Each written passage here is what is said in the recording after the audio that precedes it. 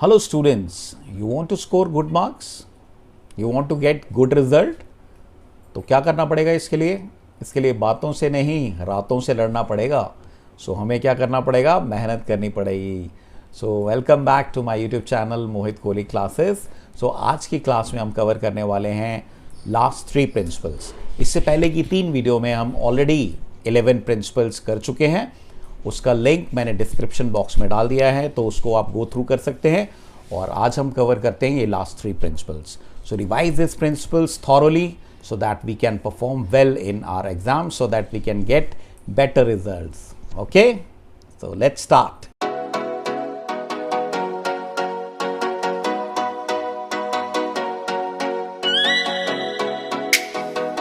Yes students, so learning objective of this class, first we will learn principle of stability of personnel, then principle of initiative, then the last principle of aspirate decop, followed by the case study. So let's start with our first principle, stability of personnel. So just see on your screen the definition. It refers to no frequent termination and transfer of employees. यानी ऐसी organisation जहाँ पर frequent transfer नहीं होते हैं, okay, and terminations नहीं होते हैं. It means the employees are stable there, right? और स्टेबिलिटी इज़ वेरी इंपॉर्टेंट. किसी भी ऑर्गेनाइजेशन में अगर आप काम करते हैं, अगर वहाँ पर आपको फियर नहीं है कि आपकी जॉब जो है वो टर्मिनेट हो सकती है, then you can perform better. But अगर आपको ये टेंशन रहेगा कि मेरी जॉब सिक्योर नहीं है, तो आपका आउटपुट जो है वो बेटर नहीं आ पाएगा, राइट?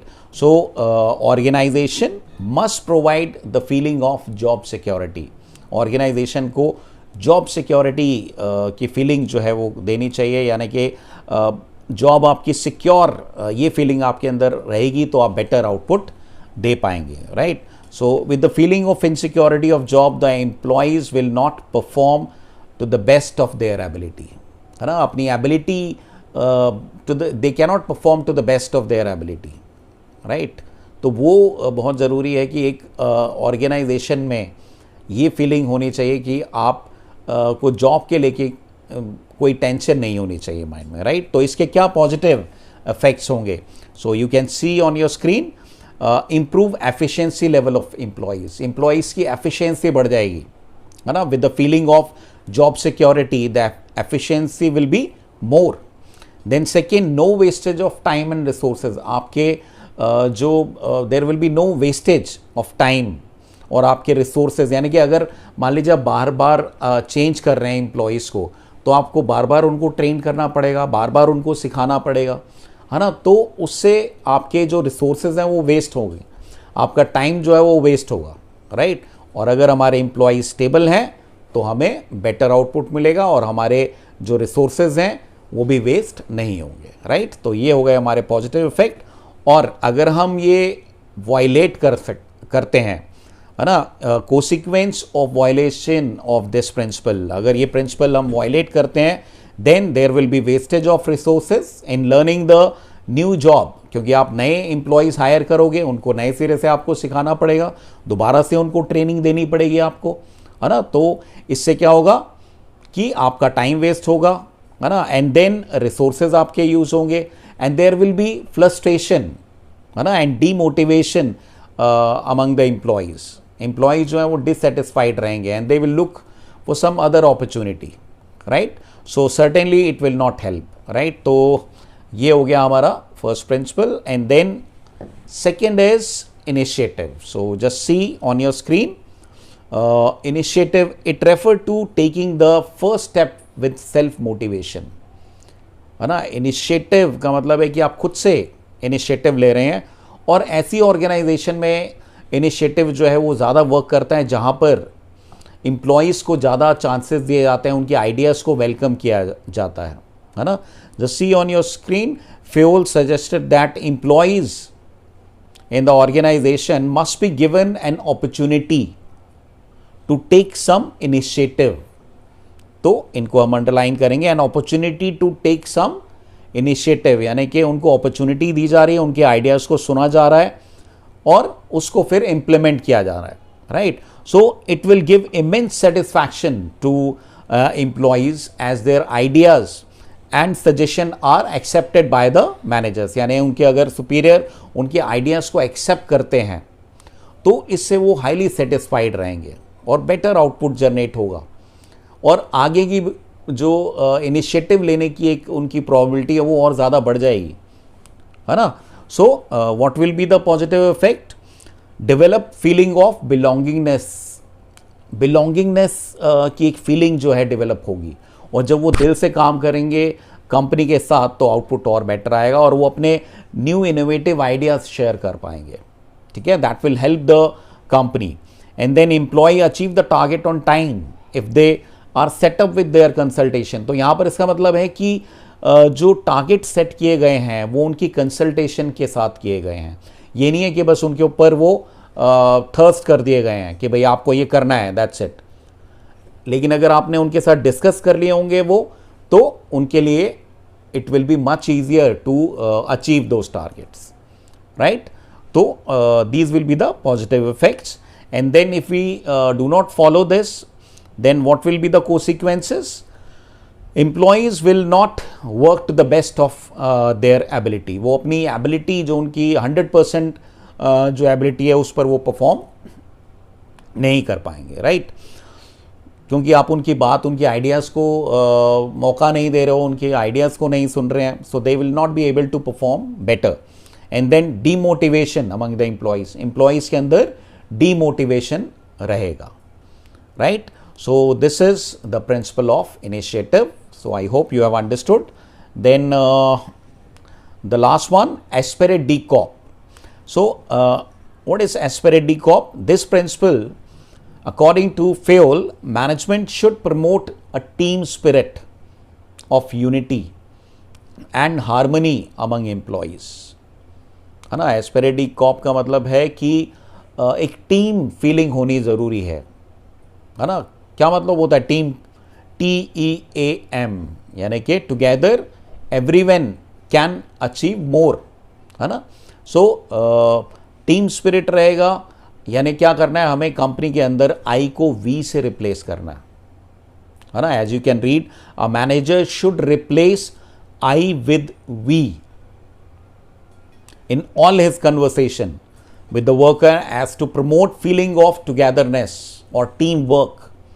आई को जब हम बी से रिप्लेस करेंगे तभी जो है एज अ टीम आप परफॉर्म कर पाएंगे, है ना.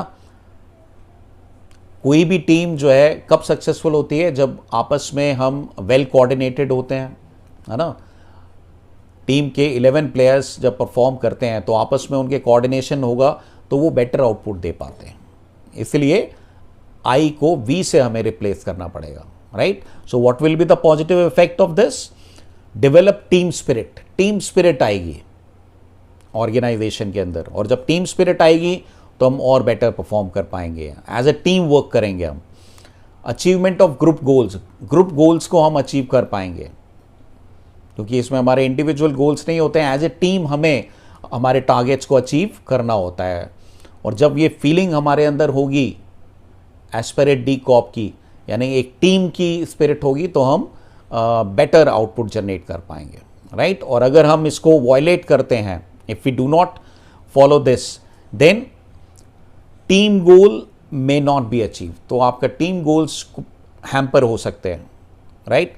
No team spirit and more stress on individualism, यानी आपके ऊपर ज़्यादा स्ट्रेस पड़ेगा, है ना. मान लीजिए जैसे अगर इंडियन टीम की हम बात करें, उनकी परफॉर्मेंस एक ही प्लेयर पे अगर डिपेंडेंट है, सिर्फ विराट कोहली परफॉर्म कर रहा है, बाकी के प्लेयर्स परफॉर्म नहीं कर रहे हैं, तो what will be the result? The performance will not come, है ना. परफॉर्मेंस कब आएगी? जब all 11 will play together and everyone is contributing, तब आउटपुट जनरेट होता है, right. So this is the principle of aspirate DCOP, right. I hope you have understood. So students, we have covered all the 14 principles. So I hope you have understood all the 14 principles. These are very important with the examination point of view. So just go through, सारे principle को हमें go through करना है.